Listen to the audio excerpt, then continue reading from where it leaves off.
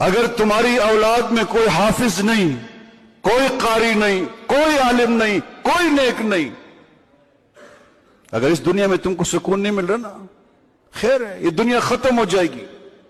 آج ہے تو کل نہیں۔ تمہارے باپ کہاں چلے گئے، دادا کہاں چلے گئے، سب مر گئے، تم بھی مر جاؤ گے۔ آپ کو آخرت کا سکون چاہیے، اور آخرت کے سکون کا آپ کے پاس کچھ نہیں ہے، ایک بیٹا بھی نہیں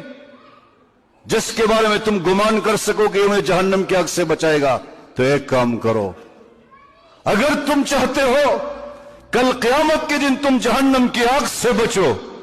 اور جنت کا مستحق بنو، تو اگر تمہارا بیٹا حافظ نہیں بنا، کسی کے بیٹے کو حافظ بناؤ، اس کا خرچہ اٹھاؤ، جاؤ مدرسوں میں چکر لگاؤ، کوئی غریب ہوگا، کوئی مسافر ہو، کوئی اس کا نہیں ہوگا، محتمم سے کہو اس کا سارا خرچہ میں برداشت کروں گا، کھانے کا، پینے کا، پہننے کا۔ ایک سال میں حفظ کرتا ہے، 2 میں کرتا ہے، 3 میں کرتا ہے، میں اس کا ذمہ دار، خرچ میں